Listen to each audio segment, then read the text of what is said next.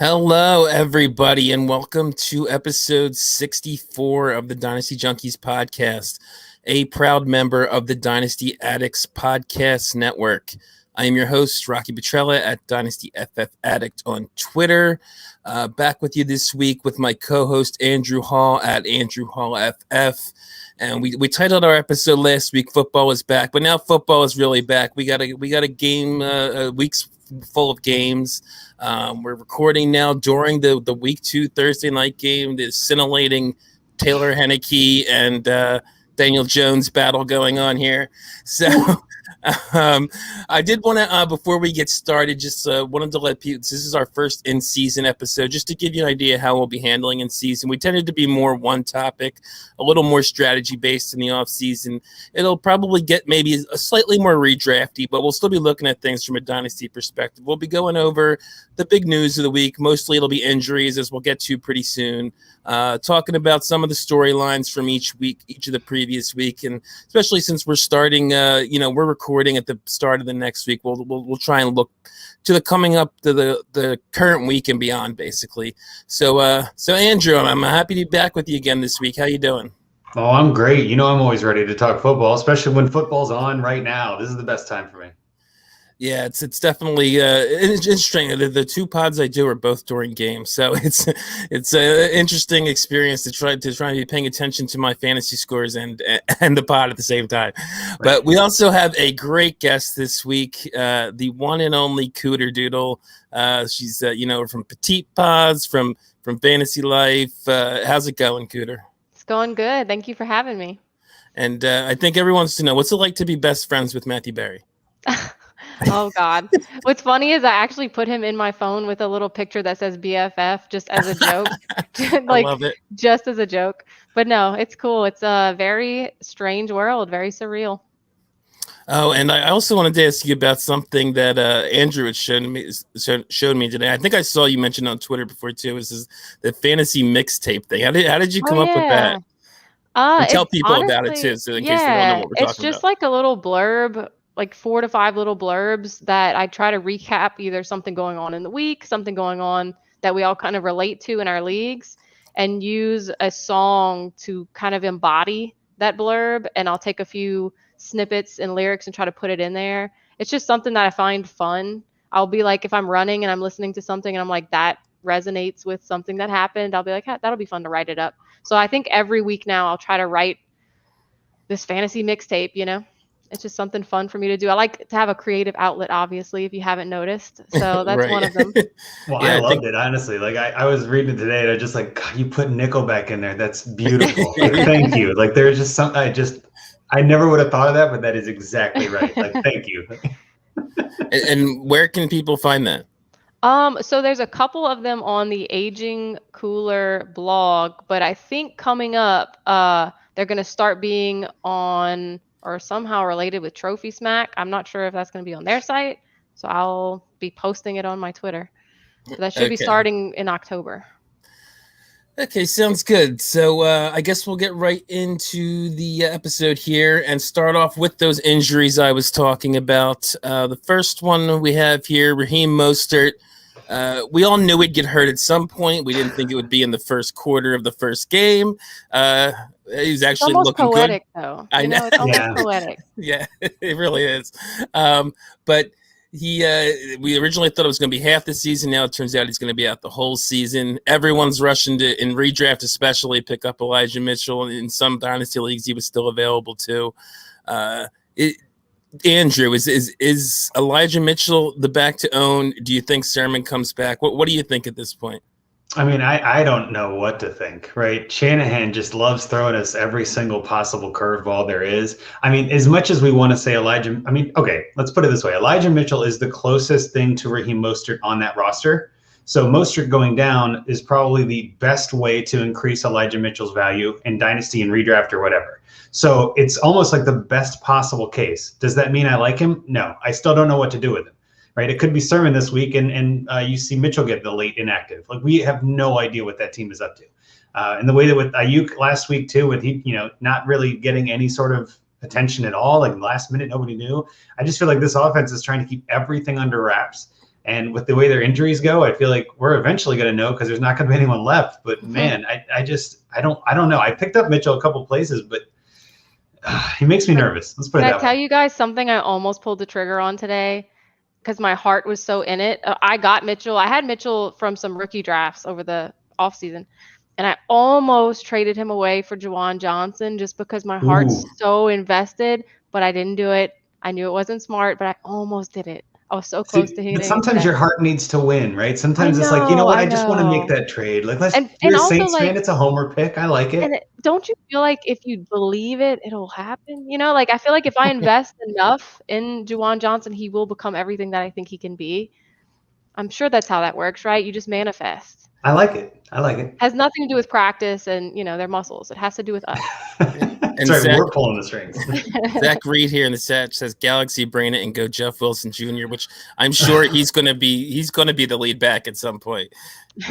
Can't wait till he starts practicing and getting all the talks again, and all of a sudden Jeff Wilson's gonna be the guy to own. Like, oh man, what have we done? I just spent 100 fab on Mitchell. Dang it. But how much do you want to bet that Carryon Johnson is going to matter at some point? They signed him. Oh God! Please no. Like what year is it? I know. It's just like every back that goes there is going to play at some point, I feel like. Yeah. And so the next big one was Jerry Jeudy. It looked really bad. It's actually kind of not too bad from what it ended up being, which was about a 6-week injury, calling it a high ankle sprain. Those can linger. Does this affect your value on Jeudy at all in Dynasty, Cooter? Oh, I'm new to Dynasty, but I would think you can't trade him away at this point, so you have to hold on to him, That's not a bad logic. Yeah, I mean, you're going to end up finding somebody, if you're getting an offer for Jeudy, it's going to be a low ball, right? That's kind of the idea.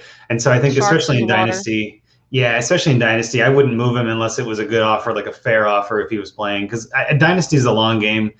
There's no reason to sacrifice too much of your future. Again, unless your roster is depleted, like if you've got both Mostert and Jeudy and you're hoping to contend and maybe you can squeeze something out there, like kind of figure out a trade or work something out. But nah, I think I'm with you. I'm holding Jeudy. There's no reason to trade him away. On the other end, though, I mean, I wouldn't mind sending some low ball offers because you might find an owner out there or manager out there that's like, I'm ready to get out of this. I'm ready. I'm done. He's injured. I don't want to risk it. I mean, maybe you can get lucky, but I don't know. I'm with you. I think I'm probably holding Jeudy. A couple places I have him, it's like, dang it. But all right, he'll be back. And I'm excited about the Broncos. Like, I thought they looked okay. So I think if he comes back in 6 weeks, who knows what he can do? He could finish strong for you. Yeah, and I'm with you on the hold there, Andrew. If it had been a season-long injury, I could see trading him away for points. But with it being 6 weeks, even if it lingers a little longer than that, I'm holding on to him. A lot of us have high hopes for Jeudy, and he looked really good in this game before he got hurt. He ended up with, I think, 6 for 72, which is pretty nice. And Tim Patrick is the interesting name that'll be coming in to replace him. I saw you nod there, Patrick. Any thoughts? Andrew, any thoughts on Tim Patrick? I've been called worse. No, so I feel like Tim Patrick's one of those guys. I feel like I started him in a couple leagues last year. The same kind of thing. Like he just sort of showed up as 30 yards and a touchdown 3 weeks in a row or something crazy. I just remember getting 10 points in a non-PPR league. I was like, all right, I'll put him in my lineup. Let's see what happens. You know what I mean? Like, help me win. And everybody's talking. He's underrated. He's got the most boring name in football, right? I mean, like everybody's saying, like if he had a more exciting name, maybe we'd care. But yeah, I think he's the guy that steps up. I think he's the one that fills the role best. I do think this helps Sutton and Fant. I do think it helps, in a sense anyway, it helps that offense maybe clear the path for more fantasy relevant players. But no offense is better without Jeudy. So as a whole, I think the offense takes a step back. But for fantasy, maybe it helps narrow the options down by one, which is good. Yeah. So if his name was Timmy McPatrick, would that change anything for you? Maybe, or Mickey McPatrick. Like, there wouldn't that be Mickey cool? McPatrick. Like, man, yeah, that'd be awesome. A nice one. Or McBoatface, right? Like one of those classics. Yeah.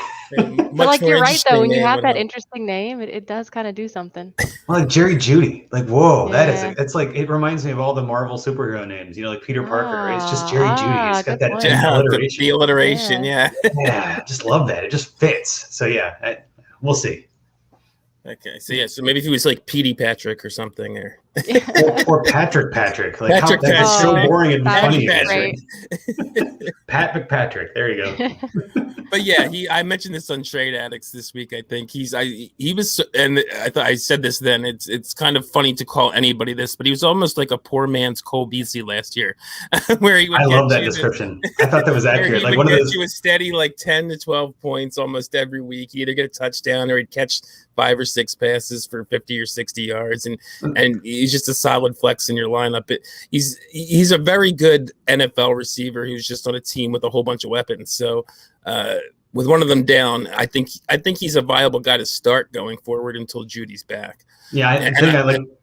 Well, I just gonna say the thing I like about Patrick is when you're playing a lineup and Patrick is in the lineup, you're like, I got this. And then Monday night, Tim Patrick blows up, and you're like, I just lost to Tim Patrick. Like that's what it's like. You know what I mean?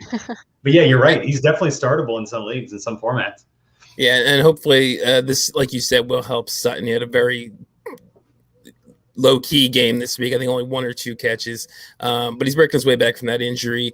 And Giants do it. I don't know if they shattered him, but the Giants do have a very good corner in Bradbury, so he might have been on Sutton a lot as well. But not having Judy there probably could funnel more targets his way as he ramps up his health. So this is maybe the saddest one of the week, which is Fitzmagic. Just Cooter talked to us about losing Fitzmagic, draining the fun out of the NFL. Yeah, I think that's an accurate description. I didn't have him on any of my teams, but I always root for him. He's one of those guys that I'm just like, you love to see him ball out, and he's a character. So yeah, it is kind of sad. Yeah, I had Fitzpatrick on a couple teams, and it's just there's something about that, like the joie de vivre of Ryan Fitzpatrick. Where it's like I just feel better with him on my bench, right? I just feel like I'm gonna do okay. He's a good depth piece. He's gonna comfort you, yeah. Yeah, he's just gonna be out with that awesome beard. You know what I mean? Like just But no, he got hurt, and he's older, and it's a hip injury, so this could be. I mean, this could be a career ender. I hate to say it because at that age, you kind of start wondering, how much more does he have left? Insert old man throwing out his hip jokes here. Well, and that's part of it too. Like it's a hip injury. Like those aren't easy to come back from, right? Tua struggled to come back from a hip injury. Now, granted, Tua's was worse, but at the same time, like hip injuries are no joke in the NFL, right? Quarterbacks they use that hip a lot, and so this could be a long-term kind of a thing for him. Which I don't like that. The NFL is better with Fitzmagic in it. I agree, and like you said, the game is on as we're recording. We're maybe seeing the effects of losing Fitzmagic a little bit right now. They only got 7 points going in. It's almost halftime. Looks like they are driving right now. Although Heineke's actually performed pretty well. Looks like he's 14 for 18, at least on my screen here. I don't know how updated it is, for 139. And a score to Terry. I think he can keep Terry viable. Terry's almost quarterback proof. We saw that in the first 2 years of his career, dealing with Dwayne Haskins and Alex Smith and other guys in there as well. So I think the offense will be okay. And I think this is we'll get to him a little later, but I think this is actually a bit of a help for Antonio Gibson possibly. But we're going to talk about him in a little bit, so I'll leave that alone. And then the last one is just that Michael Gallup is out for 3 to 5 weeks with a calf injury. Andrew, any either redraft or dynasty takeaways from this? We're just going to see it funneled more to Cooper and CD. You think this makes any of the tight ends more relevant? You excited about Cedric Wilson? Well, so I mean, the answer is yes, I guess, on all of that, right? That offense is pretty high powered, so I feel like whoever you have on that team that you're going to start, right? And I know that there were some teams that probably had Gallup as a flex option and kind of like the underratedness. I know in Dynasty, everybody was talking about how he didn't sign a new contract and he might be going somewhere else. So there's some kind of future potential that we can all look forward to. Maybe he goes to somewhere like Green Bay where they need it. We always have those hopes in Dynasty. But yeah, I mean, I never really got into the whole Gallup hype personally, but I get why it's there because, again, that offense is good. So I guess for the same reason, I'm kind of into the Cedric Wilson hype. Like, I don't know, why not, right? I picked him up in one really deep league. It's an HQ league where, we have like 45 roster spots or something insane. And he was on waivers before week 1. And I had some injuries and moved people to IR. And I was like, yeah, let me try a flyer on Cedric Wilson. And then Gallup goes down and I'm like, cha-ching, which is pure luck, right? Like there's nothing there. But no one's going to trade you for Cedric Wilson, right? No one's going to want that. If you have him on your roster or you picked him up on waivers, I mean, really only in Dynasty are you picking up a guy like Cedric Wilson, I think. Yeah, he could be something, but I'm not banking on it. I don't know. I feel like it does maybe help CD and Cooper a little more, but again, And you Just a did lot of say just shrug. now, though, you just said something that I thought was interesting, that anybody on that team you're going to start. How are you guys feeling about Zeke, though? I might be skipping ahead here. Well, Yeah, we'll get yeah, into a that lot of it, but that is a perfect transition, Cooter, yep, because that was our Segway alert. yeah. There you go. Cooter's a pro, so smooth. that's what we were going to get into next. Was the week one surprises. So, and one of them is Zeke's disappointing day. Maybe not too much of a surprise against Tampa Bay. Before we get into that, I just was because I had prepared this for the show so that maybe it doesn't fit as well with the transition, but. Just a reminder to everybody of week one last year. The Jags beat a playoff team. The Bucks lost by double digits. Malcolm Brown and Naheem Hines were top 5 running backs. Darius Slayton was wide receiver 5. Jeez. Robert Tonyan, who finished as a top 5 tight end, didn't see a target, let alone a fantasy point. And Justin Jefferson was playing behind Olabisi Johnson. So that's how much can change from week one. And with that, we're going to try and pull information from week one and tell you about it. So so back to Zeke.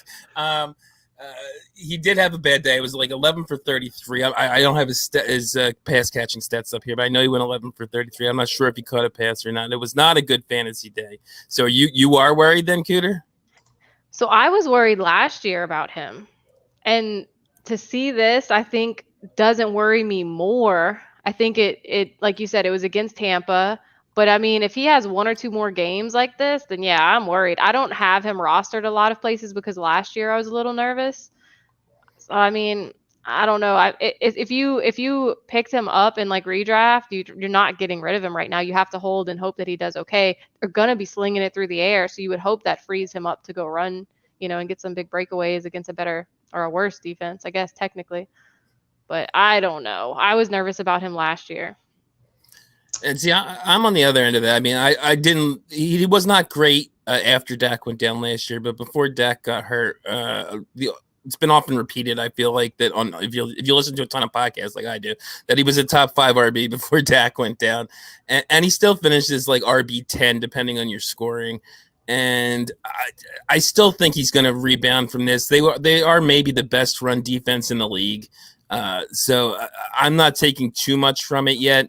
It is a high-powered offense. They're going to have – they scored through the air this past week, but there's going to be plenty of goal-line carries, and Pollard is not going to be getting those. So he's maybe not explosive as he once was, but I still think he's going to get the volume or he's going to be a top 10 guy. What are your thoughts on Zeke, Andrew? Yeah, I mean, I think the thoughts are all right there. I mean, I'm with you on everything. I think that last year was a little bit nerve-wracking because Dak was out and the offense was kind of floundering, and then Dak comes back and everybody's like, perfect, we're back to normal. Zeke's a top 5 pick. But then again, yeah, I mean, the Bucs brought everybody back from a Super Bowl team. They know what they're doing. There's no change on that defense, and it's a stout defense already. And then I think, if I'm not mistaken, that the Cowboys had a offensive lineman go down too. So like they had some struggles on the offensive line. So I guess we shouldn't be that shocked that he struggled. It was, again, it's a 1 week. It's the first week. There's probably some rust to knock off. Him and Dak both getting back used to things and like kind of getting in the flow of everything. So I'm not overreacting to it. I guess maybe that's the answer I have, is that I think it's disappointing, obviously, but it's not something I'm using as a prescriptive model to say he's always going to be like this, right? This was a one-off kind of thing. But I mean, I think cooterdoodle said it best. How many times do I have to say that? But yeah, I mean, you give it a couple weeks. If this same kind of thing happens, if Zeke is struggling to kind of get his feet under him by week 3 or 4, I'm real nervous then. But this is a great time to try to, like we were saying, sharks in the water. If somebody's panicked, yep. I mean, if you trust that he's going to be better than this, go get him. Well, we always say it's the price that matters, right? Like, it depends on what you have to give up. If the other guy's like, I don't know, I'll take Austin Eckler for Zeke straight up, right? Or one of those weird running back deals that we see sometimes in redraft where it's just, but it's just like sometimes you're panicking and they're panicking and it makes everybody fine. So yeah, we'll do it. But yeah, I mean, there's some of those kind of weird trades I could see, but he's not somebody I'm targeting, I guess, per se. Like, I'm not out there actively, like, aggressively confident in him. But I do think that Zeke has a chance to be a solid top 10 running back by the end of the year. So yeah, 1 week is not the end of the world, right? Malcolm Brown was a top 5 running back last year, apparently. So yeah, we're good. We after week 1.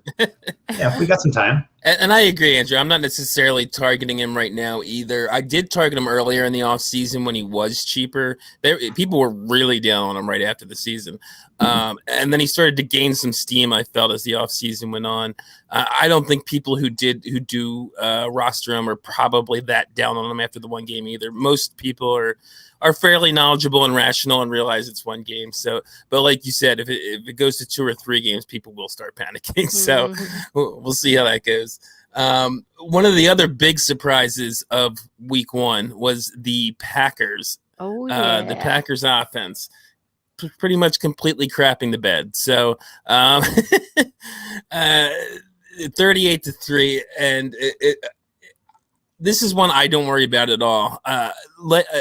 If this was not week 1, I don't think people would be concerned. It's the only data point we have. Last year, the Bucs lost 38-3 to these same Saints, as a matter of fact. Oh, wow. But it was like that. week 9. Yep. And the quarterback had no touchdowns, multiple interceptions. Their best running back had 9 yards. Their best receiver had about 60 yards. Sound familiar? So, but nobody cared because it was week 9 and we already knew they were good. So yeah. That's what I think this is. Sometimes, pardon my French, shit happens, and just happened to happen in week 1. Is that where you're at? I'm glad it happened against the Saints. It was a great day for me. I'm sure you are. That's right. Day. That's your team. But I will say I'm not nervous about their offense. I do think we have to give a little credit to the Saints defense, though. Mm-hmm. They're a lot sneakier and a lot better than I think some people give them credit for. I mean, they're out there on waivers and stuff. I went and get them in a few leagues the other day just because I'm like, I trust them, you know. But it was a good game to watch. It felt good. If we're gonna take anything away, I think that might be it. Is that the Saints defense might be better than we thought? Not that the Packers offense is anything we have to worry about. Yeah. Since we're talking about that game, what are your thoughts on Jameis as a Saints fan? Obviously, you like what you saw in week 1. That blew my mind. Yeah, I mean, I was very cautious. I think I tweeted something that like if he got 150 yards and 2 or 3 touchdowns, I would be like drunk on hope. And so, oh my God, like to see no interceptions, that was the biggest, I think everyone's biggest worry, right? Is what is he going to do? He's going to sling it, but what happens with the mistakes? And he just looked good. And I think he's confident in the offense. I think they have good rapport. I'm like, my hope is at 100 right now. I'm full. You have every right to be. I mean, that was a good outing for Jameis. 5 touchdowns on very few mistakes. I mean, leading the league in the Packers did very little on defense to threaten him. They didn't do anything on offense to make him nervous. He was able to kind of sit back there, relax, and get it done. That's what you want from your quarterback, especially on a first game after a quarterback controversy offseason. You know, he can kind of settle in. Yeah, I'm not even a Saints fan, and I'm at 100 hope on Winston. You know what I mean? Like that looked good. That looked good. Yeah, and I'm right there with you. I have multiple Jameis Winston shares. I play in mostly super flex leagues, but I generally go for the cheaper quarterback. So I own a pretty good share of Jameis. Oh yeah, he was going super late. Like he was pretty much the perfect candidate for a super flex second QB. Yeah. Yep. But you got to have that hope that he gets the job and Taysom doesn't take it, and that there's no. Yeah. I've been on Jameis since last season. Same here. I think he's got some great talent, but he could have easily just as well come out against the Packers and thrown 5 interceptions, right? I mean, like he honestly has that kind of game in him too. I hate to say it. I mean, he's a good quarterback, but I just want to say like LASIK worked, right? Like it clearly. I'm telling you, he needs to no turnovers either. Yeah. I'm just saying, that's a good sponsor right there. I don't know. So I assume you're on board with the Packers as an aberration thing. What do you think, Andrew, though, on the Titans as well? They had a really bad. Pretty much everyone you were depending on in that offense did not have a good week. AJ Brown bailed out his game with the touchdown at least, but no one performed well. Are you concerned about them, or is this another? It's week 1. I'm not too worried. It's more. I think it's more of it's week 1. I'm not that worried, right? I mean, again, every squirrel finds a nut kind of a thing, right? Like this is one of those weeks that just maybe that wasn't theirs and they didn't eat the right breakfast or they didn't manifest it right. You know what I mean? Like we were saying before, like there's a whole bunch of reasons why one week could be bad. So I also think that, I mean, the Aaron Rodgers story is much more impactful to me than the Ryan Tannehill story, right? Like the Packers not doing well on their home, like their first, not home, but like their first game of the season against a Saints team that wasn't playing at home and kind of had to move to Jacksonville for this game and had to be all out of whack with Jameis Winston, who was, I mean, again, who knew what we were getting with that? I just think that I'm not nervous about Tannehill as much. I just think that offense is going to kick it back into gear. Mhm. And There's just too many good pieces too, like for it to Right. not work out, you know. I just wanted to point out, I put on the screen, Kyle That's Center in the beautiful. chat says, Andrew said Well- LASIK works while wearing glasses. Well, this is what I'm saying. It's convincing me maybe I need to go ahead and do it. Like I've been nervous for all Ah. these years, but apparently it worked. I don't know. Maybe I'll give it a go now. Yeah, because I mean, I could use some LASIK. It's not, I don't know. Could throw some 5 touchdowns on a Sunday. Sounds good to me. Kyle also mentioned in the chat just before that he said he did the opposite and traded away all his Winston shares after he's named the starter. Yeah. Would you be looking? I mean, it would be even better to do now after 5 touchdowns. Would you be looking to do that, Andrew, or are you looking to hold on to him still? You know, thinking might have something here that maybe you didn't pay a lot for. Well, I don't think I have Winston on any rosters right now, and if I did, I'd probably hold because I feel like this kind of performance, while it could be a flash in the pan, that offense looked pretty good. And I was nervous too because without Michael Thomas and, Alvin Kamara is pretty much your only guy anymore because they just don't have a lot of receiver depth of these guys that are quote no names that are, having to step up. But they looked good. I mean, like everybody on that offense, aside from Adam Troutman, ironically, who just couldn't seem to catch a ball to save his life. He got a ton of targets, but Juwan Johnson got all the touchdowns. And even then, which one would you rather have? The guy getting the opportunities or the guy getting in the end zone? Well, for tight ends, end zone is kind of more important. So, but yeah, so I feel like, it's one of those games that I think could be prescriptive. I think this is what we might see from the Saints where they're spreading it around and kind of like we were saying with Timmy Patrick, where it's like some of these guys are no names, but they're scoring touchdowns. So who cares, right? Yeah. Maybe I would hold Winston if I had him. To me, it depends on if you have another quarterback. If it's a 1 QB, like if you have someone you trust, like a Kyler Murray or something like that, I would absolutely go try to get a trade for Jameis right now and get rid of him because this is the highest at this point, presumably. Oh my God, he's leading the league. He has no interceptions. The worries might be gone. So but if he you could have do it again, someone else, he could do this again and do I even know, better. I know. But like, are you ever, if it's a 1 QB league, though, let's just say it's a situation. You know what I mean? Are you ever going to start him over Kyler or someone? You know what I mean? No. So maybe in a bye, right? That's the only time. And even then, you might have better options by then. Anyway, I'm right there with you. I'm just saying, like when your hopes at 100, you're like, come on, this could be the guy. Trust me, I know. I wanted to point this out since we actually have a question from the chat from a guy calling himself Ridley Truther.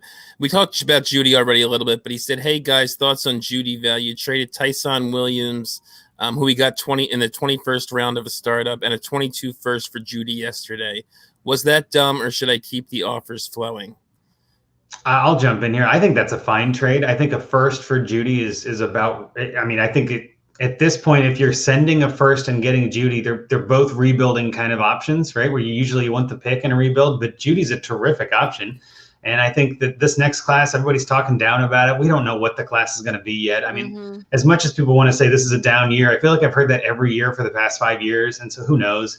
So I don't know if I'm that worried about the class, but I would prefer the known asset in Judy. And he is going to score points this year at some point. And Tyson, maybe not. Honestly, we've heard some news come out, I think today even, where they might be splitting that backfield. And I don't know, he makes me nervous as a dynasty asset. I'd be willing to get rid of Tyson and a first for Judy every day of the week, I think. Yeah, I'll give me Judy.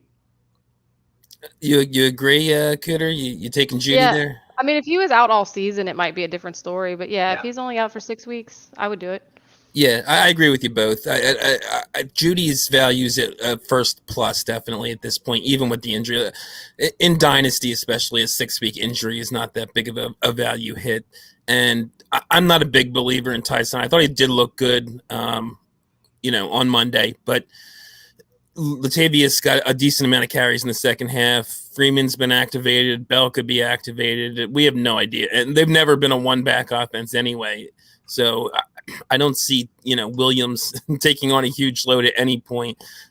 So to me, that add on to the first is not much at all. I think that's a very good trade for you. And Tyson's really just a this year guy. I don't see Tyson lasting at all through into the future. You know what I mean? Even this season, he might get cut by week 9 for all we know. He was the 4th string running back behind Dobbins, Edwards, and Hill.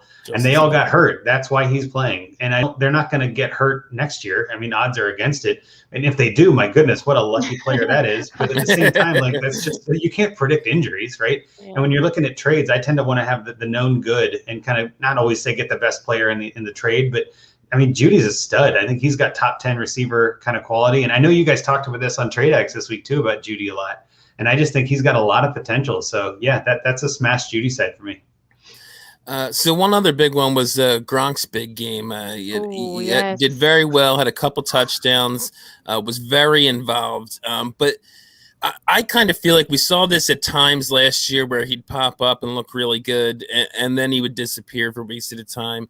And with the other guys there, Antonio Brown, Chris Godwin, Mike Evans, this isn't sustainable. But do you think he's going to be a startable asset most weeks? I think he is. I'm going to jump in. I think he is because you have your top 3 guys, like we've been saying all off season, and everyone else is kind of just a guessing game, right? For tight end. And I feel like he is trusted. Obviously, Brady wanted him there. He recruited him. Now they figured it out. They figured out Arians' offense. And I was just looking. So he was tied 3rd for targets for tight ends with 8. He's the only guy that caught all 8 of them.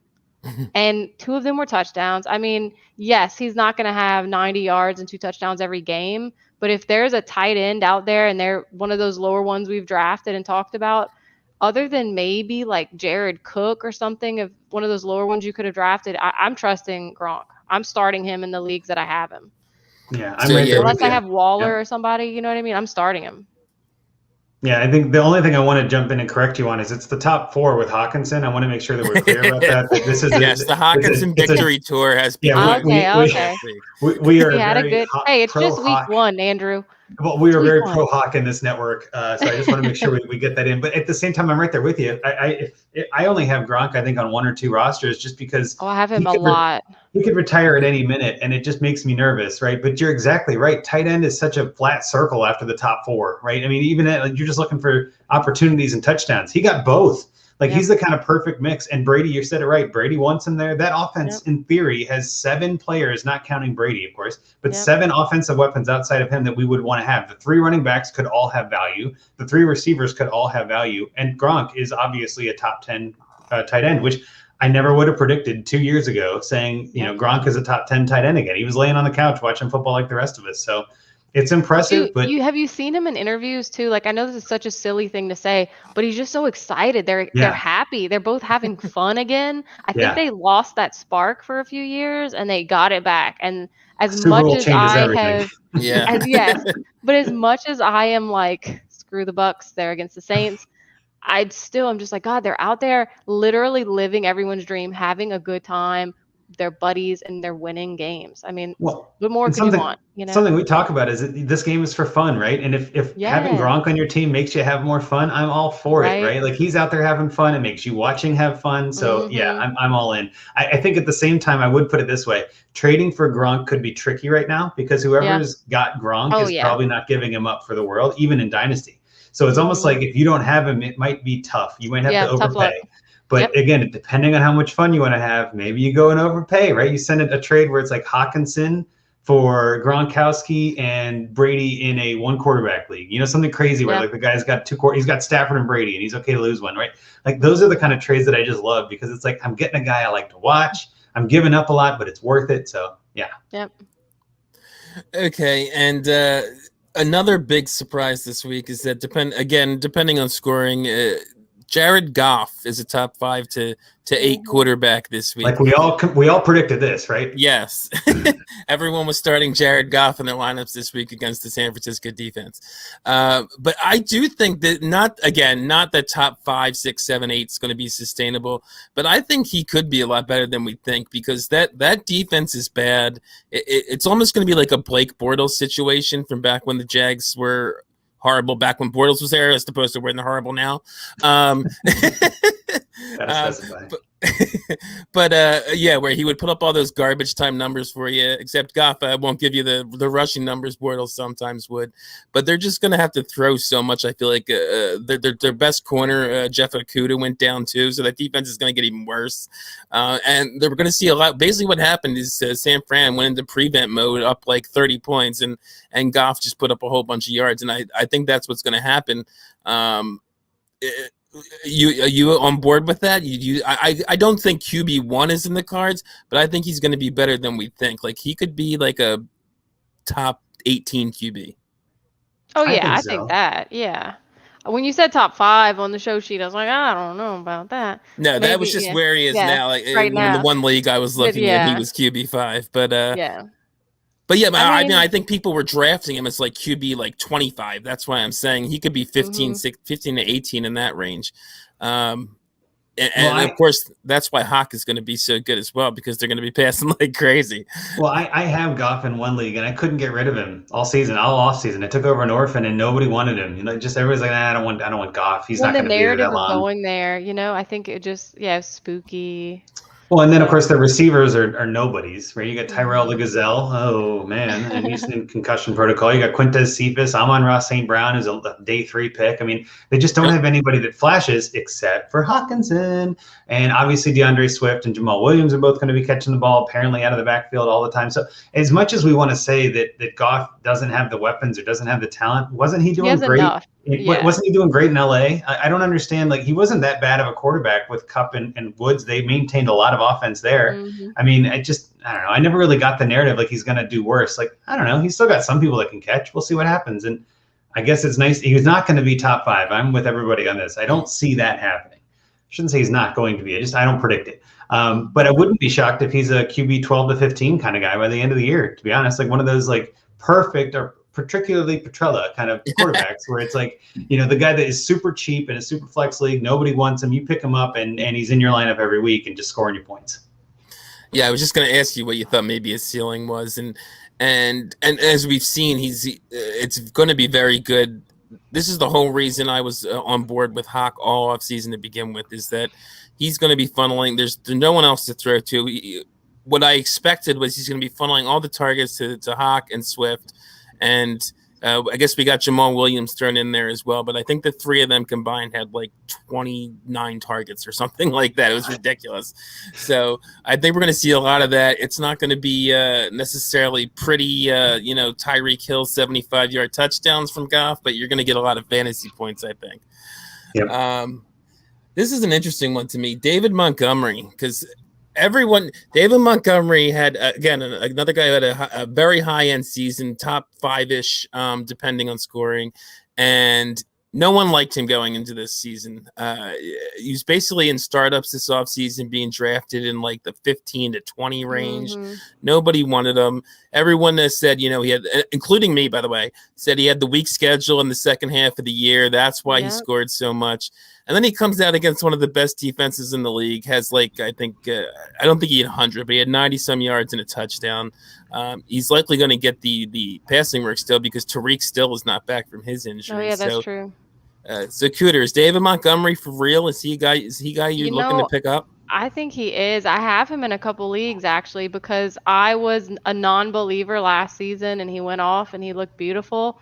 And so, yeah, I feel like he's kind of that opposite of Zeke. I was low on Zeke, and then you see week 1 and I'm like, And so now I think I was too low on Monty, and now he's back. And I feel like it's one of those things where he's not giving us reasons not to believe in him, So I think that's the perfect point right there, is that because I'm right with you. I was not a believer, but yeah, he's not giving us any reason not to believe in him. He's performed for like 8 straight games last year. He performed against a very good defense this year. He's someone I wish I had more of. I don't know if he'd be that easy to buy right now, but I kind of want to get more shares of him because I'm hoping maybe there's still doubters out there that I can still buy him at a cheaper price than, say, top 10 running back, because I think that's very realistic for him. Mm-hmm. Really, the only thing holding him back is this offense, I think. But, I mean, he's got the volume. He's going to get the pass catching work. Andrew? Well, that's what I was going to say. Like, when Fields takes over, whenever that is, whether it's week 3 or 4 or 8, I guess we don't know exactly. But I still think it's going to be. I've said this to a couple of people. I'm a Bengals fan. Everybody sees it. We all know it. The Bears played the Bengals this week. The Bengals played the Vikings last week, and Dalvin Cook had a pretty good game, right? Not stellar, but pretty good. I could easily see Montgomery getting 15 to 20 points, which is pretty good in these days.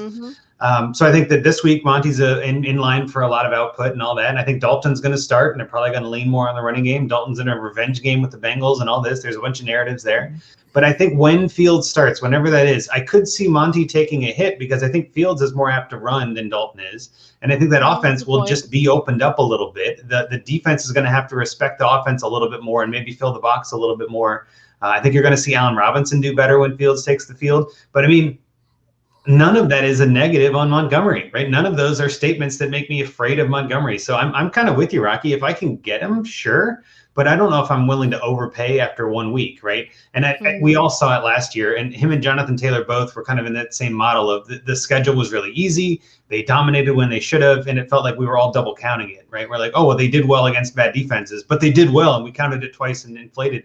Montgomery didn't really get all of that inflation. But seeing it again after week 1 makes me go, yeah, maybe we were wrong. Maybe he really is good, but it's still only 1 week. So I'm a little hesitant in the do I want to afford that? Do I want to spend all that I have to spend for him? Unlike Zeke, who I think could be getting a little bit of a discount, I think Monty owners are going to have you pay up because if they have him, they either had him through last year and were holding him the whole offseason, or they paid up to get him because whoever had him after those last 8 games was not going to give him away. So whoever the person that has Monty paid a pretty fair price.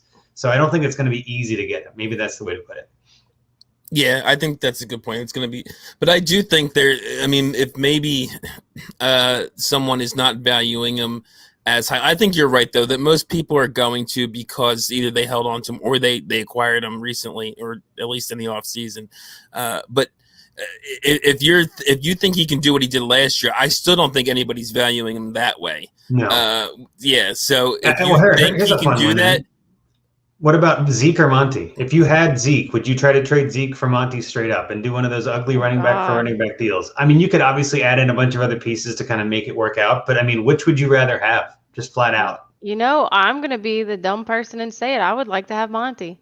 I don't think that's dumb at all. I don't think okay. that's a valid answer. I'm a Zeke believer and was a Monty hater all off season, and I would try and get a plus. I would want a plus. Yeah, I would say I need a plus right now, but for draft capital, if you put a gun to my head and say who's going to score more, I think it might be Montgomery. Yeah, because I loved your point about Fields too. The running quarterback helps the running game. We've seen it with Lamar. I think it's helped Miles Sanders with Jalen Hurts this past weekend. There's so many instances of it. We've seen it in many times. So I think Montgomery could have. I don't think it's a definite, but I definitely think that's in the range of possibilities. Well, so let me even put it to you this way. I mean, I'm kind of with you. I think if I would probably rather have Montgomery straight up, but I don't think that's what you have to do to get him. If you have Zeke, right? You could probably do Zeke and for Montgomery and Mike Williams or somebody who's like a I would do that in a heartbeat. Right, but there are some people out there that just are kind of like what we were saying about Zeke. They're like, I don't trust it. He's going to be back to normal. And Monty had a bad schedule, and this is a 1 week fluke. They're going to say the exact same narratives, and they're going to be like, I don't mind giving up Mike Williams as my 5th receiver to get Zeke, who's going to be a stud. Like those kind of trades, especially in redraft, are very possible. And you got to look at it too, where Zeke was a top 5, top 7 pick, whatever you want to call it. And Monty was probably a 3rd or 4th round pick. So we're only 1 week in. Draft capital doesn't matter as much, fantasy draft capital, but it's still, we're close enough. You might be able to swing that kind of a deal. And I think that's not a bad move because that could really help your bench. And the other manager might be, I don't know, on the opposite end of things and going, this is a fluke from Monty, but I think Zeke is the deal. So I'll do it. It's something to look out for. And Kyle in the chat again, chiming in, RG3 and Alfred Morris would be another example of how a running quarterback helped a running back, because Alfred Morris did nothing pretty much without RG3, but looked great when he was there in there with him with Washington. So another big surprise this week was Debo. Debo Samuel had the monster game this week. I think he had like 180 yards or something like that. It was ridiculous. 198 and a touchdown. 98, that's what it was. Yes, 198 and a touchdown. Targeted like, I think I still had like a 50% target share or something ridiculous like that. Crazy. Yeah. Ayuk was on the opposite end of that and nowhere to be found, as Kyle Shanahan was apparently teaching him a lesson or something. No one knows, but what do you? I guess both of these guys I want to ask you guys about. What do you think? Is me, and I know Andrew and I were not big believers in Ayuk going into the season. So that kind of backed that up this week. Well, Um, I'll jump in with this. It's not that we weren't believers. Just I've always felt like that offense can't support all those options and with all the running backs and everything. So this is kind of the coach's decision to remove Ayuk from the playing field. Debo's going to get the ball. He's going to be the guy. But we could see the exact opposite this week. Again, we were talking about shenanigans, right? This is shenanigans, right? This is exactly what he does. Where next week, maybe they put Ayuk in, he gets 8 catches, 120 and 2 touchdowns. And everybody's like, there he is. There's the guy. And Debo gets nothing. I don't want to say I'm avoiding this whole offense. It's kind of a cop-out, but this is who Debo is. Debo was Ayuk before Ayuk, right? Debo did this as a rookie in 2019, and everybody kind of forgot about it because he got hurt. Debo, if he's in the game and healthy, this is what you're going to get. The question mark on Debo is always the injury. When does that come back? Because it will most likely come back. He'll get a hamstring or he'll have a foot injury and miss a couple games, and that's when Ayuk will blow up. So I don't know. I would almost look at this as a chance to maybe sell high on Debo and buy low on Ayuk. Yeah, I was about to say sell it because 200 yards roughly and a touchdown, like that's just, there's going to be people that are going to see those numbers and just eat it up, you know? Well, and Ayuk is getting punished for not cleaning his room or something, right? Like, we don't know what that was. And I'm sure that he'll eat his breakfast and not miss dessert or something, and he'll be fine, right? There's no way you don't play a talent like Ayuk. Like, that just doesn't make sense. And I think, too, sometimes there's the narrative, too, of, well, if I'm the coach and I'm going up against the lowly Detroit Lions as the monstrous 49ers, I'm going to inactivate Trey Sermon just to send a message because we can. It's the Lions. And then I'm like, well, you know what? Maybe we just bench Ayuk too. We'll just give these guys an extra week off because as a punishment for their offseason performance, we'll be fine. We won't need him. And then look at what happened, right? That game ended up being a crazy comeback for Detroit. And Jared Goff and the guys lit it up because they had some defensive injuries, as they tend to do. Mostert got hurt and had to leave, and then Elijah Mitchell stepped. So, like, that team is just always a revolving door to me. And I think it's almost like getting too cute for cute's sake with Shanahan. And so I think that maybe he got the sense knocked into him by that comeback, and he goes, man, we need to put our players on the field. Let's put Sermon out there. Let's put Ayuk out there. Let's stop with this messing around. I mean, they're not going to play Detroit every week, right? I mean, that's not the way it goes. And I don't want to crap on Detroit too much, but they are very much in line for a potential #1 overall pick, right? Nobody has a lot of high hopes for that team. So it's very possible that they went into the offseason going, yeah, we got them in week 1. We can kind of skirt through that and be okay. Maybe that's what happened. Yeah, I'm with you on the Debo sell high, and I believe we have him in a particular league, Andrew. That might have something to do with this podcast, but so we may have to look into that. But I'm not as much in on buying low on Ayuk. Number one, it might take a little bit still for him to do anything because there's been comments coming out since the game from Shanahan still saying things about Ayuk having to earn his way, and we really like Trent Sherfield and all this kind of stuff. Yeah. So, and like I said, maybe I was even lower on him than you because I was just not as big a believer as everybody else was out there. I've seen joke tweets about that Brandon Ayuk equal Dante Pettis, and I don't know if it's going to be that bad, but it did remind me of certainly that having those Pettis vibes. Because if you remember that off season, Dante Pettis was like the hype was through the roof. He was going for first rounders and things like that. And after he had the good end of the season, I guess it was his rookie year, I think. Yeah. But yeah, so I like selling Debo high. I don't like buying Ayuk low as much. Like you said, I just think this offense, it's going to be different guys. As long as they're all healthy, Kittle didn't get his this week. That's going to happen many weeks, Great point.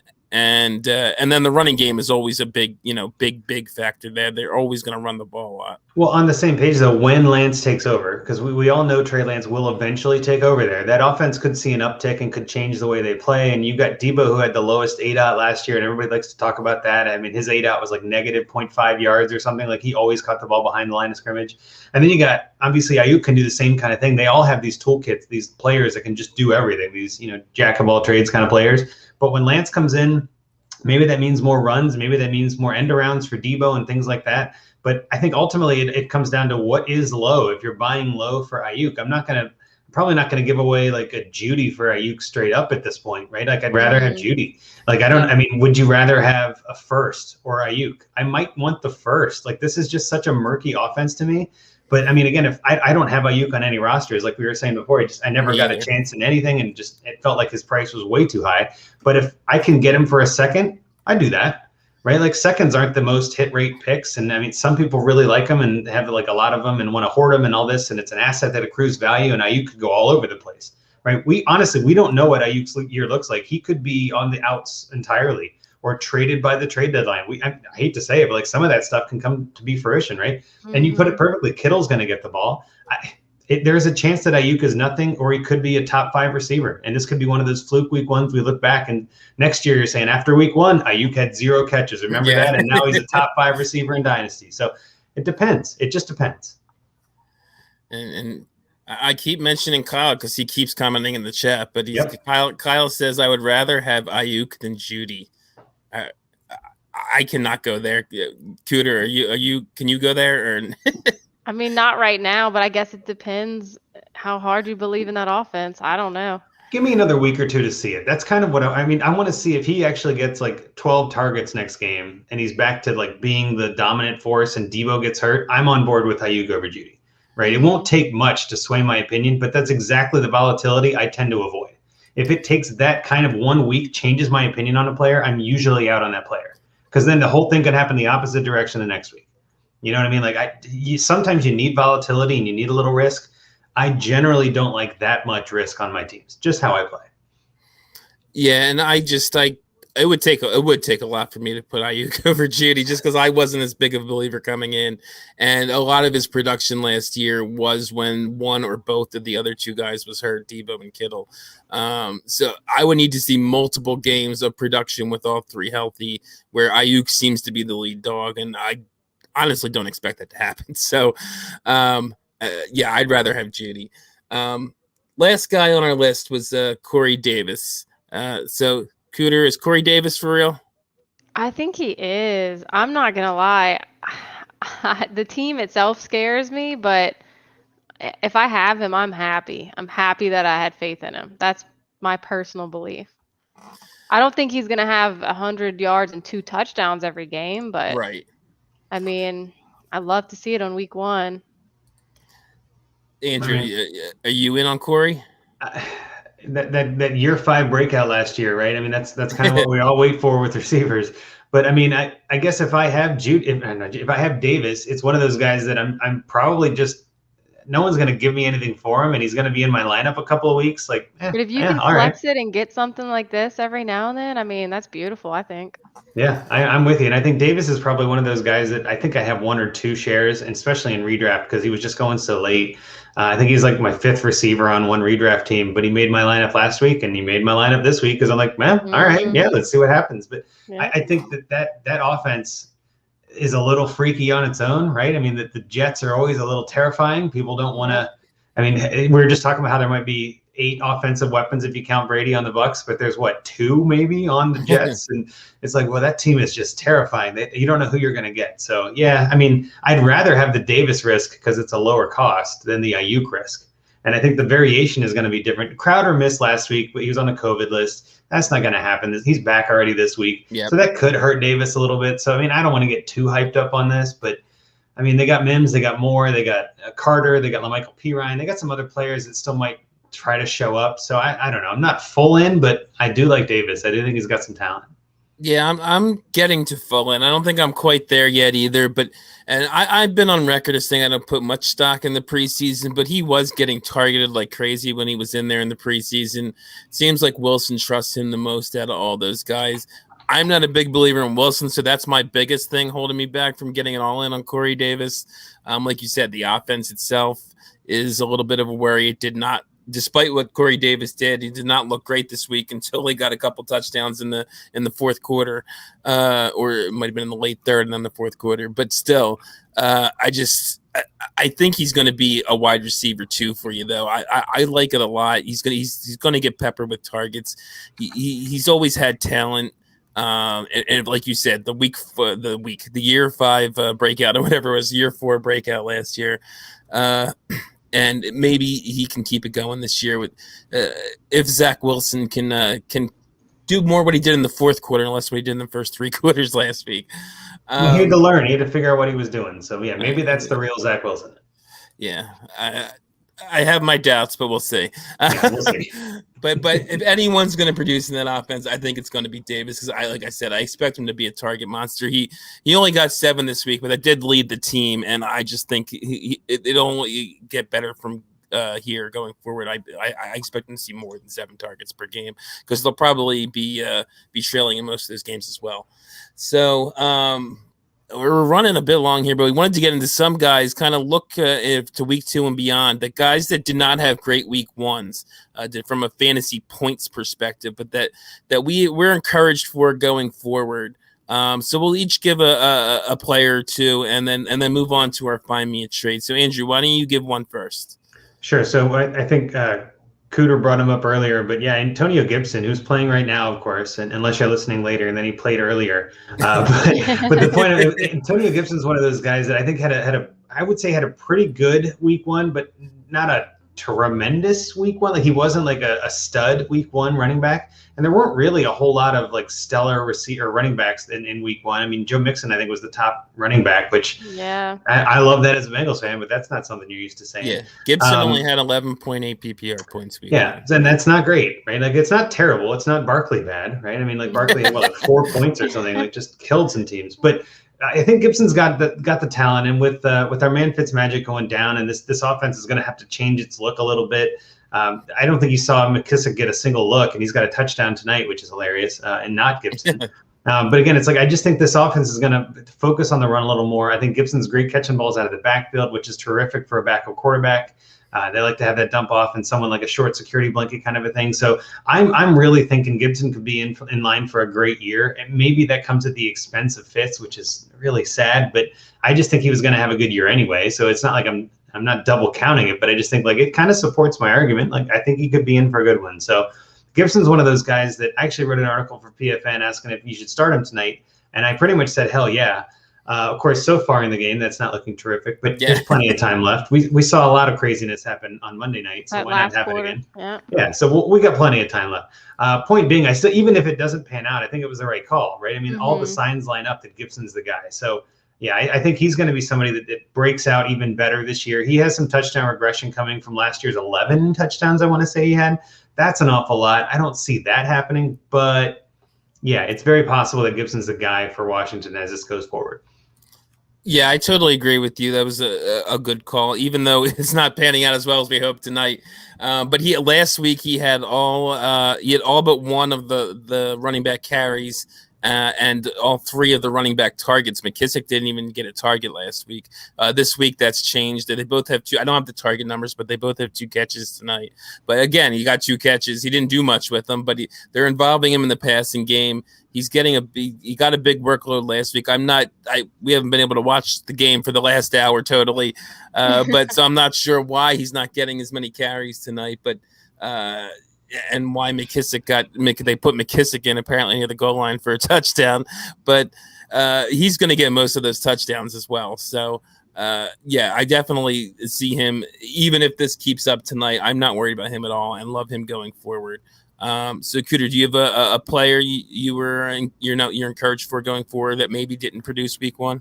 Yeah, I think Aaron Jones, and I think we kind of touched upon it with the Green Bay offense, but I mean, 5 rushing attempts for 9 yards. I mean, that's just not going to be what happens week to week, you know?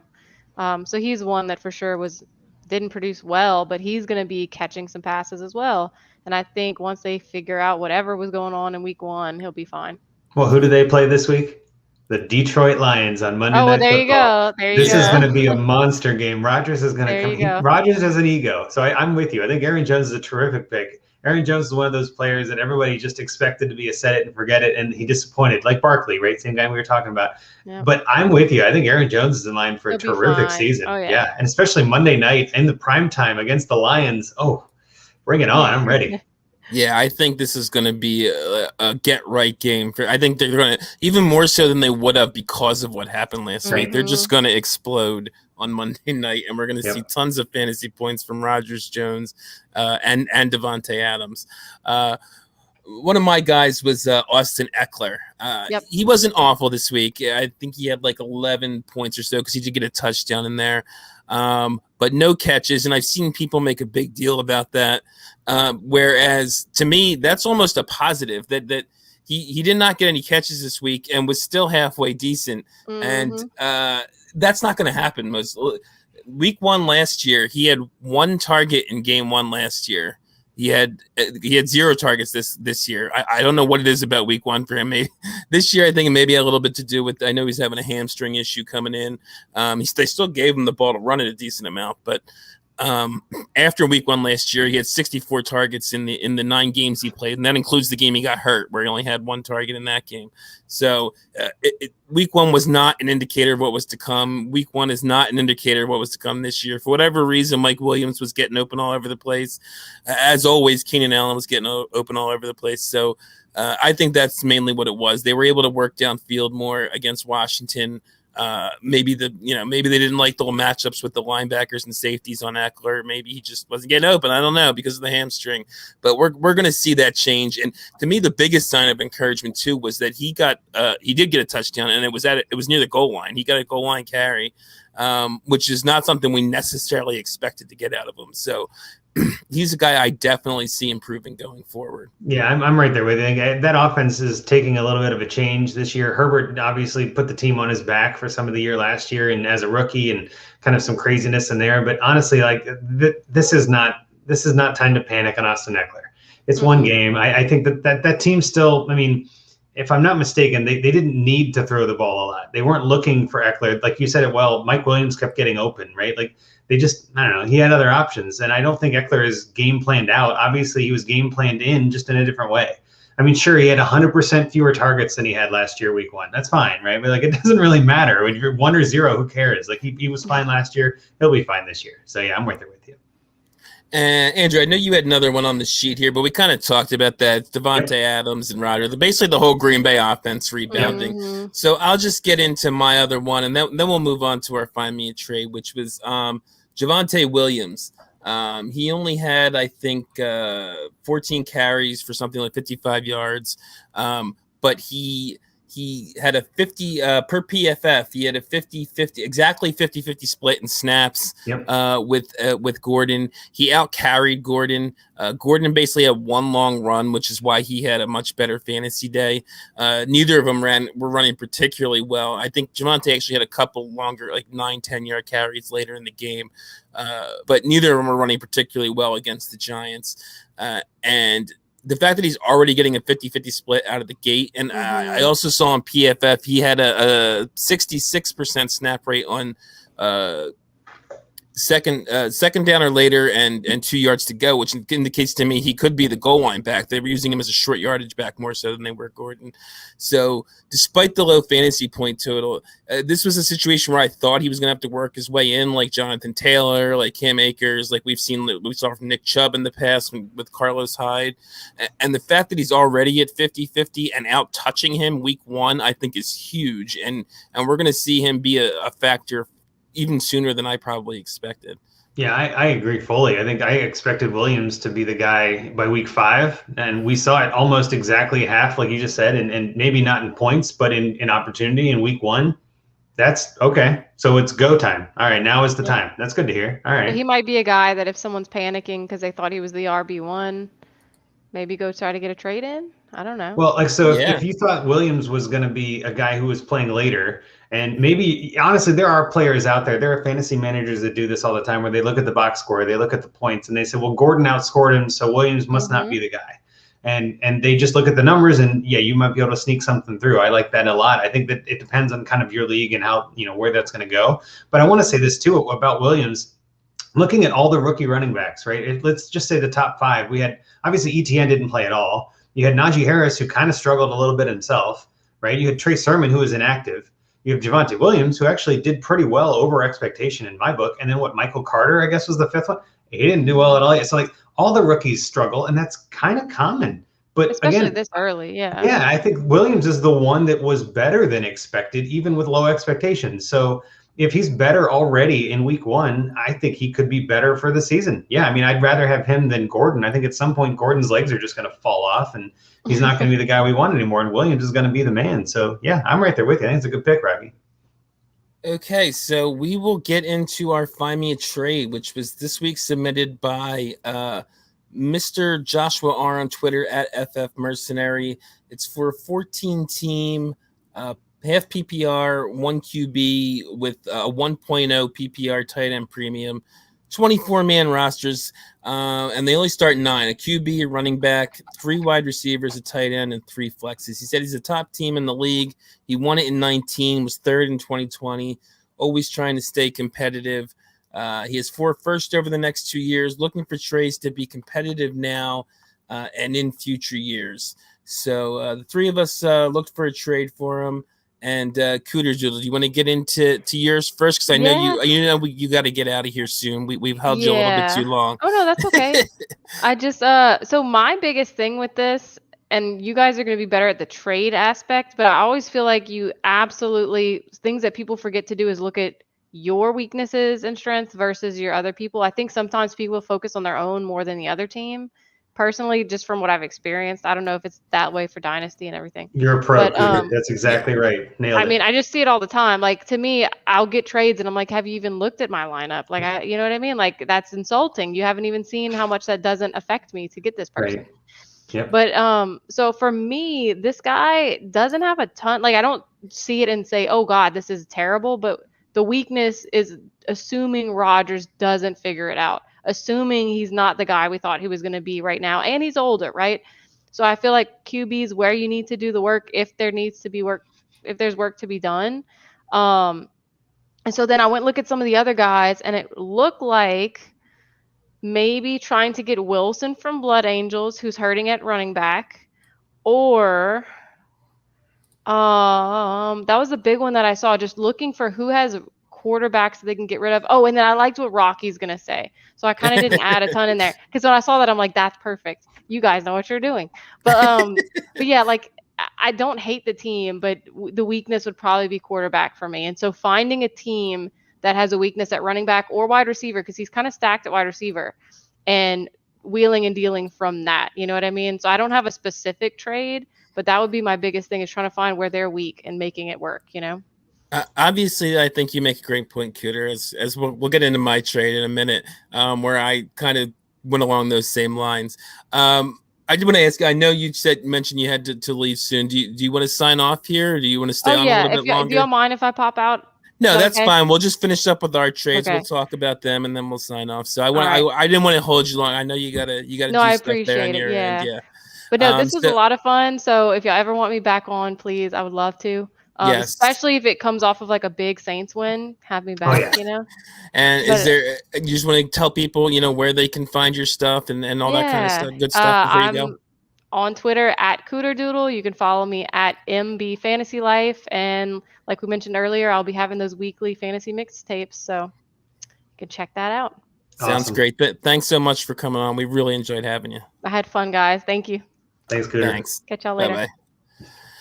Okay, but even though Cooter had to go, we were going to finish up with our 2 trades, and I kind of rushed through it because I knew Cooter had to get out of here. Yeah. So I do want to give the roster, because she did mention quarterback as a weakness, and I wanted to let people know what exactly we're talking here. I kind of skipped that so that she could get a trade in.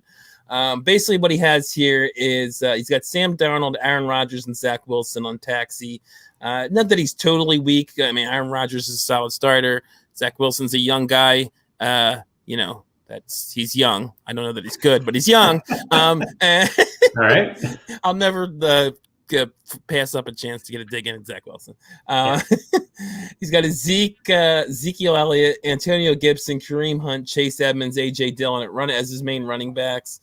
Like she said, he's pretty stacked at receiver. He's got Diggs, he's got Kupp, he's got Ridley, he's got Allen Robinson, he's got Devontae Smith, he's got Cortland Sutton, and Tyler Boyd as well. A couple other young guys, Michael Pittman. And then he's also got TJ Hawkinson and Darren Waller at tight end, as we mentioned. Logan Thomas. Logan Thomas, that's right, as all legit tight ends, plus the Juwan Johnson, that we talked about earlier, who may end up being a thing or not. And that's but Waller and Hawkinson especially are big with the 1.0 tight end premium when it's half PPR for everybody else. He's also got Gallup and Curtis Samuel on his IR, I just noticed. So he's like I said, especially loaded at wide receiver, very deep. So I will get into my trade since it kind of goes into what Cooter was saying, which was that I was looking to sort of, ironically, coming from me, to help him out at quarterback, to go get a quarterback for this guy. Who are you, and what did you do with Rocky? I know. What did you do with confused. Rocky, right? So basically, what I was thinking was that he's pretty stacked everywhere else as far as I'm concerned. I'm still a believer in Zeke. I love Gibson despite his slow start, including this game tonight. And all those receivers, he's got 2 elite tight ends because Hawk is in fact elite. So that's the one place I could see to upgrade. And ironically, I tend to like getting them more in one quarterback because they are not as expensive. I think that's the reason. You can get elite quarterback talent for a much cheaper price for obvious reasons. And maybe this isn't cheap. This might be an overpay, but I put that I would start by trying to offer Zach Wilson and Devontae Smith for Kyler Murray. I did, because I'm so much not a 1 QB guy. I actually put this into 2 calculators, and both of them, one of them had as a big overpay, one of them had as a slight overpay. I'm fine with that because I think Kyler Murray is that guy this year. We have a guy that just goes off every year. Last year, you could say it was Aaron Rodgers and Josh Allen. We had Lamar. We had Mahomes a few years ago when he broke out. Kyler sort of was that guy last year already.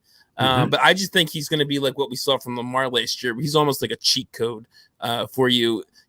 Lamar was solid in 2020. He was ridiculous in 2019. And I'm not just saying that because of the big game this past week.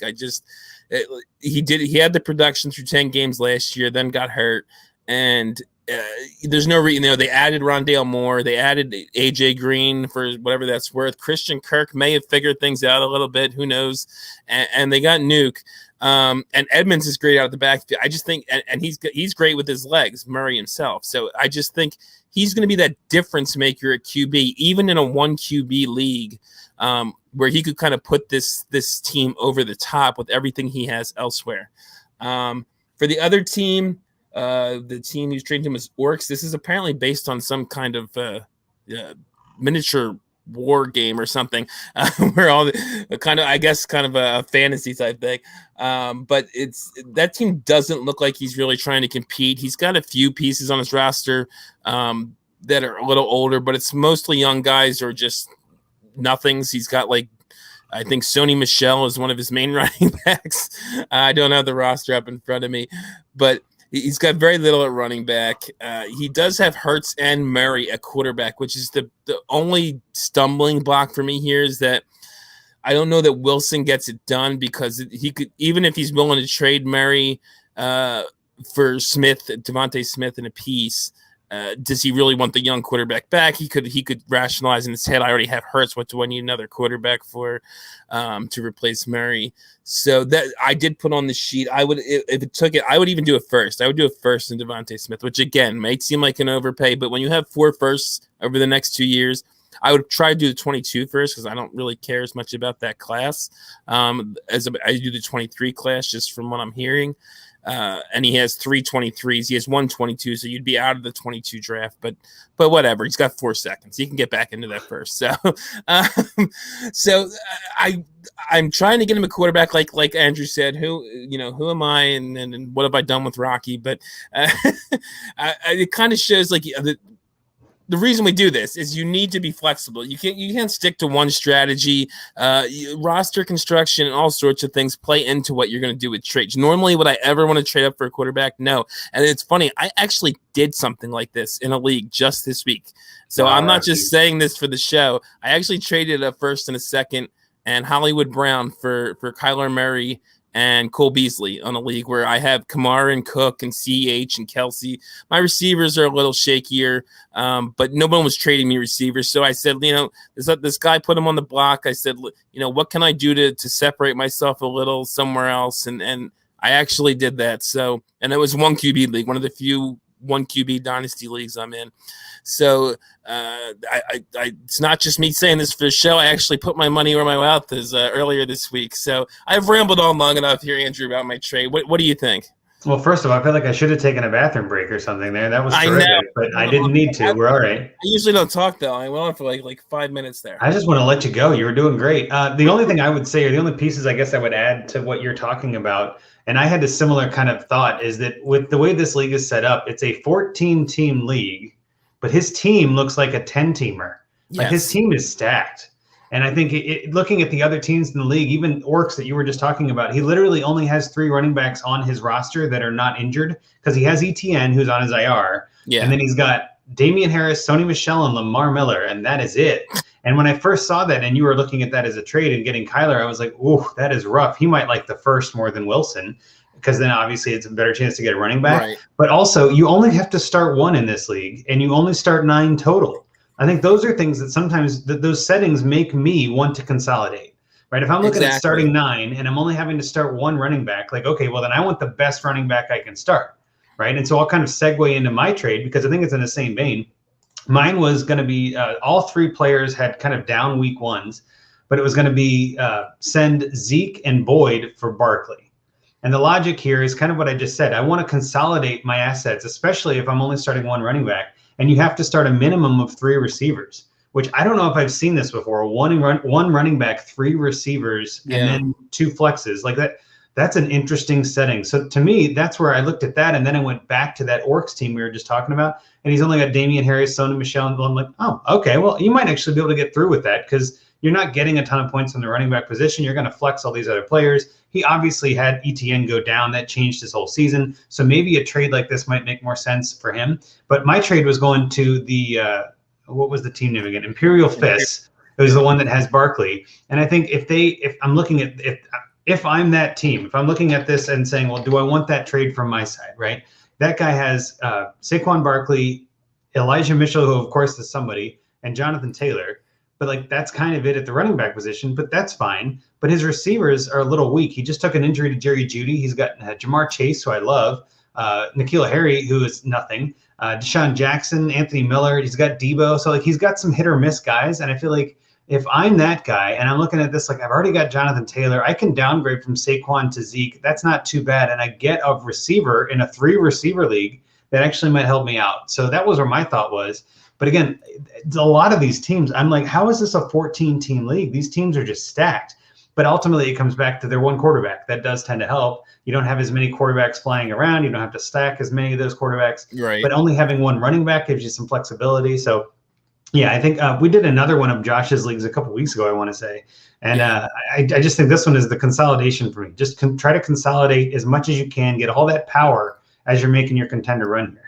Yeah, and like you said, especially 9 starters is a fairly low amount of starters for a league. I mean, it is 14 teams, so I guess that makes a little sense to lower the starters. I am in some 14-team leagues where it's like 11 starters, and you're starting whatever you can find. But Cole Beasley, yeah. But yeah, and I like this trade definitely. I mean, you're getting a couple years back with Saquon. Saquon's going to rebound. I haven't checked recently what he's doing tonight. I know he had the 1 long run. I don't think he had much else beyond that. He's got 8 for 41, I think is all he's got, and then 2 catches, 12 yards. Yeah, so and nothing crazy. And that 1 long run was like 40 yards. So, yeah. So he's going to bounce back into shape, though, just the way Zeke is. But you're getting a couple years younger. You're getting more pass catching. I think even starting week 3, I'm not sure who they're playing, but I think we're going to starting to see them unleash Saquon a little more. In terms of number of carries, in terms of in the passing game. And by the end of the year, you'll be very happy Saquon's on your team, I think, as long as he can stay healthy. I think in the playoffs, he'll be reducing like old Saquon. So, I have no problem adding Boyd to Zeke to get to Saquon. Like I said, I think Zeke's 26. Barkley, I think, is 24. So Yeah. and a couple less years into his career. So again, all those receivers, just throw one in there. If it's not Boyd, maybe somebody else, Gallup or whoever he likes. So yeah, I have no problem with that one. Well, and just to kind of piggyback for one more second here, because I do think that the Orcs team that you were looking at, and we were just showing their running backs were a little bit light, right? And I'm trying to go back to this Josh's team. He's got a couple of running backs, like Chase Edmonds and Kareem Hunt, that you might be able to move straight up for a quarterback in a 1 QB league. So I mean, to kind of maybe combine our trades together is something like maybe like Zach Wilson and Kareem Hunt for Kyler Murray. Something like that might get it done. It might be enough in a 1 QB league because quarterbacks are not that valuable. People don't want to have 3 good quarterbacks. It doesn't help them much. And again, he does have Jalen Hurts. He still gets a young guy behind him because he's got Foles and Garoppolo as his other two. So it's like to me, that helps your running back room. It gives up some of your running back depth if you're Josh, but at the same time, you only need to start one and you've got plenty. So like those are the kind of trades I would look for is see someone's big need. And this team, when they lost ETN, that was their need. That was going to be their guy. And now Harris is kind of getting lucky as the starter in New England, but you need more running backs. I would want more running backs on that team, especially in a 14-teamer. So yeah, that's kind of maybe the combination, the mind child of our 2 trades is something like that, where it's like a quarterback and a running back might get it done easier. Yeah, or even if you can find a contender even that needs running back help, you could do Rodgers and one of those guys for an upgraded quarterback as well. Yeah, I mean, and he's got Rodgers, Darnold, and Wilson. All of them have question marks. I love what you're thinking there. And even what Cooter was saying, like trading for Wilson or Dak or somebody like that, like shore up that quarterback position, and I think you're done. Like, I think this team is just terrific. If that quarterback was a top 5, like a Lamar or something, or a Herbert even, I'd feel much more confident about my chances. Just with Darnold and Rodgers obviously not being himself, even if it's just 1 week, that's still scary. And Wilson, who we're not huge fans of, but I mean, again, it's like none of those guys are studs. I would want a stud quarterback, even in a 14-teamer with the way this league is set up. That's the missing link for sure. Yep, I agree. So you heard it here. Rocky's going after quarterbacks. About time, Rock. In a 1 QB league of all things too. Like, man, I know. But like I said, it just goes to show you need to be flexible. Not to hate on my man John, but that's part of the reason I don't love QBX is he's very rigid with it. And I try to be flexible. And also with both of our trades, I think it goes into what he was saying too about trying to stay competitive while still looking towards the future. Because in both cases, we were getting them solid starters or beyond solid starters now, while also making them a little younger. Well, not younger in my case, not younger because I was sending 2 rookies, but still young with Kyler Murray, and you were getting him younger at the running back position, which is obviously big at that position. So, but that'll finish up Find Me a Trade, which means that'll finish up our show. So I'll just finish up with some of our business here before we sign off. Again, you can follow me on Twitter at DynastyFFAddict, Andrew's at Andrew Hall FF. Follow the pod at Dynasty Junkies. You can follow our other co-host who's not on this week, Scott Sidlow at Scott_Sidlow. And make sure you're both following and subscribing to the DAP Network at DAP. Is it DAP_network? I want to say DAP_network on Twitter. And make sure you subscribe on YouTube so you can see us. You can see Fantasy Timeline. When Trade Addicts occasionally goes live, you can see them as well. Please also subscribe to the pod. If you can, give us a 5-star rating and review. It really helps. Gets us out there. And the reviews help us with what you like, what you don't like. So please do all that stuff. So people can find us and we can get more people listening to us and we can find more trades. So Andrew, take us out. Junkies out.